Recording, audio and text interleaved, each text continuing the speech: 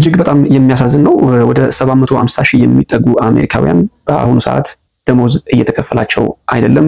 ይህ የሆነው ደግሞ እንግዲህ ከአንድ ቀን በፊት በተወሰነው የኮንግረሱ ውሳኔ ነው። Well, the Democrats want to shut it down, so when you shut it down, you have to do layoffs. So we'd be laying off a lot of people that are going to be very affected, and the Democrats, they're going to be Democrats. በዚህ ሰዓት 750 ሺህ የሚጠጉ አሜሪካውያን ከፍተኛ የሆነ ችግር ላይ ይገኛሉ።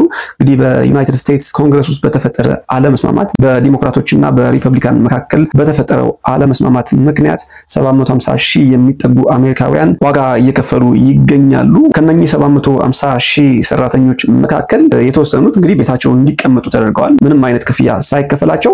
at the same time ደግሞ ጥቂቶቹ ምንም ክፍያ እንደማይከፈላቸው ተነግሯቸው በስራ ገበታቸው ላይ ይገኛሉ ማለት ነው። እጅግ በጣም የሚያሳዝን ነው። ዛሬ እንግዲህ ይህንን ቪዲዮ ስሰራ ሶስተኛ ቀናቸውን ይዘዋል ማለት ነው። በሪፐብሊካን እና በዲሞክራቶች መካከል የተፈጠረው አለመግባባት ምንድነው? እስኪ አንድ አጭር ቪዲዮ ተመልክተን እንመለስ። So the American people woke up this morning and asked the obvious question.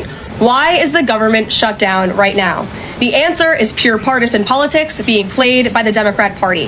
The Democrats shut down the government because President Trump and the Republicans will not force American taxpayers to pay for free healthcare for illegal aliens. እንደሰማችሁት እንግዲህ አሁንም ይህ የኮንግረሱ አለመስማማት የተፈጠረው ኢሌጋል ኤሊያንስን በተመለከተ ነው ወይም ደግሞ ህገወጥ ስደተኞችን በተመለከተ በተነሳው አጀንዳ ነው። እሱም ደግሞ ሄልዝ ኬርን በተመለከተ ዶናልድ ትራምፕ እና ሪፐብሊካን ታክስ የሚከፍሉ አሜሪካውያንን ለነኚህ ህገወጥ ስደተኞች ለነፃ የጤና ሰርቪስ እንዲከፍሉ አናስገድድም። አሜሪካውያን ታክስ ከፋዮች ለነኚህ ህገወጥ ስደተኞች ነፃ የጤና ሰርቪስ እንዲከፍሉ አናስገድድም እንዳሉና ዲሞክራቶችም ደግሞ በተቃራኒው ይህ ጉዳይ እንዲፈጸም ኢንሲስት ያደረጉ ወር ደግሞ ፑሽ ያደረጉ በመሆናቸው ምክንያት እንደሆነ ነው እንግዲህ የተናገረችው። ዶናልድ ትራምፕም አክለው እንግዲህ ዴሞክራትስ አር ኢንሲስቲንግ ቱ ፔይ ፎር ኢሌጋል ኢሚግሬሽን ሄልዝ ኬር ፎር ኤቭሪባዲ ሲሉ ተደምጧል። ይህ ማለት እንግዲህ ለህገወጥ ስደተኞች ነፃ የህክምና አገልግሎት መስጠት አይጠበቅብንም አይገባንም። ዲሞክራቶች ደግሞ ይህ እንዲሆን እየገፋፉ ነው ሲሉ ተደምጠዋል።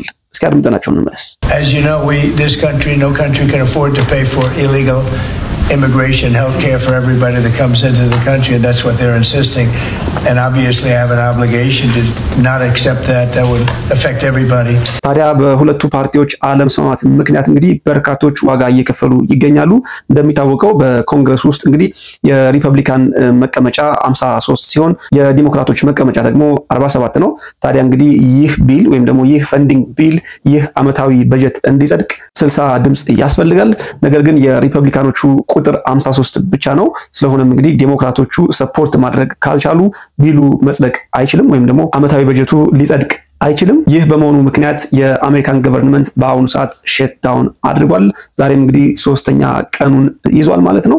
ቀደም ብዬ እንደነገርኳችሁ የተወሰኑ የፌደራል ገቨርንመንት ኦፊሶች ክፍት እንዲደረጉ ተደርገዋል። ምክንያቱም ኢሴንሻል ናቸው ወር ደግሞ በጣም መሰረታዊና አስፈላጊ ናቸው ተብሎ ስለታመነባቸው። ይሁንና እነኚህ መስሪያ ቤቶች ክፍት ቢሆኑም ሰራተኞቹ ግን ደሞዝ የማይከፈላቸው ይሆናል ማለት ነው። እነኚህ በጣም ኢሴንሻል ወይም ደግሞ መሰረታዊ ተብለው ከተመደቡ መስሪያ ቤቶች መካከል እንግዲህ የሶሻል ሴኩሪቲ ቤኔፊት የሚሰጡ መስሪያ ቤቶች፣ ሜዲኬድ እና ሜዲኬር እንዲሁም ደግሞ ቬተራንስ ቤኔፊት የሚሰጡ መስሪያ ቤቶች፣ ፌደራል ሎ ኢንፎርስመንት፣ አይስ፣ ሲቢፒ፣ የኤር ትራፊክ ኮንትሮል እንዲሁም ደግሞ የሚሊታሪ ኦፕሬሽን የሚሰጡ መስሪያ ቤቶችና ኢሚግሬሽንን ያካትታሉ ማለት ነው። እነኚህ መስሪያ ቤቶች ክፍት የሚሆኑ ይሆናል። ታዲያ በእነኚህ ኢሴንሻል ተብለው በተመደቡ የመንግስት መስሪያ ቤቶች ውስጥ የሚሰሩ ሰራተኞች ያለ ደሞዝ እንዲሰሩ ተገደዋል ማለት ነው። በሌላ በኩል ደግሞ ነን ኢሴንሻል የተባሉ የፌደራል መስሪያ ቤቶች እንደ ናሽናል ፓርክ፣ ሚውዚየምስ፣ ሪሰርች ሴንተርስ እንዲሁም ደግሞ ሌሎች የአድሚኒስትሬቲቭ ኦፊሶች ደግሞ በአሁኑ ሰዓት ዝግ ናቸው። ሆኖም የእነኚህ መስሪያ ቤት ሰራተኞች በቤታቸው ይገኛሉ። ደሞዝም የማይከፈላቸው ይሆናል ማለት ነው።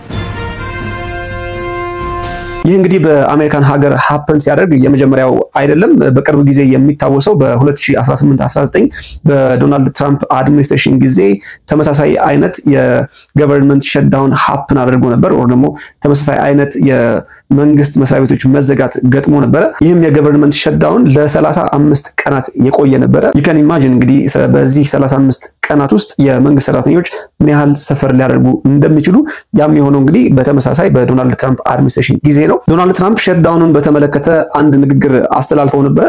በዋናነት እንግዲህ ዴሞክራቶችን አታክ የሚያደርግ ወር ደግሞ ዴሞክራቶች በወሰኑት ውሳኔ ሊጸጸቱ እንደሚችሉና ምናልባት ይህ ሸዳውን አንዳንድ መልካም ነገሮችን የምናደርግበት ይሆናል ሲሉ ተደምጠዋል። እስኪ ሰምተናቸው እንመለስ። A lot of good can come down from shutdowns. We can get rid of a lot of things that we didn't want, and they'd be Democrat things, but they want open borders. They want men playing in women's sports.